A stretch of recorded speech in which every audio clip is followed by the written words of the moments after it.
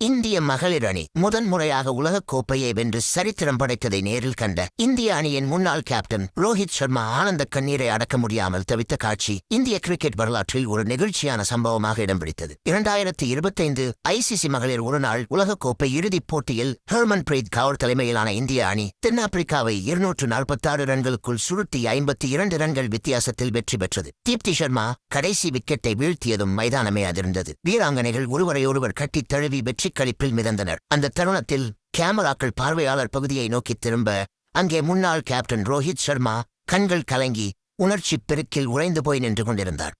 இந்திய மகளிர் அணி உலக கிரிக்கெட்டின் உச்சியை தொட்ட அந்த வரலாற்று தருணத்தைக் கண்ட அவர் கண்களில் ஆனந்த கண்ணீரை பார்க்க முடிந்தது. ரோஹித் சர்மாவின் இந்த ஆனந்த கண்ணீருக்கு பின்னால் ஒரு ஆழமான அர்த்தம் உள்ளது. 2 முறை 20 ஓவர் உலகக் கோப்பை நடப்பாண்டில் சாம்பியன்ஸ் டிராபி என பல கோப்பைகளை வென்றிருந்தாலும் ஒரு நாள் உலகக் கோப்பையை வெல்ல வேண்டும் என்பதே அவரது வாழ்நாள் கனவாக இருந்து வருகிறது.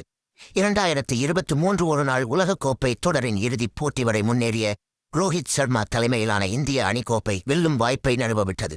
2027 ஆண்டு நடைபெறவுள்ள ஆண்கள் ஒருநாள் உலகக் கோப்பையில் விளையாடி அந்த கனவை நனவாக்க அவர் இன்னும் போராடி வருகிறார். தனக்கு இன்னும் எட்டாக்கனியாக இருக்கும் அந்த ஒருநாள் உலகக் கோப்பையை இந்திய மகளிர் அணி வென்றதைக் கண்டபோது ஒரு சக வீரராக, ஒரு முன்னாள் கேப்டனாக, ஒரு ரசிகனாக அவர் அடைந்த பெருமிதமும் ஆனந்தமும் கண்ணீராக வெளிப்பட்டது.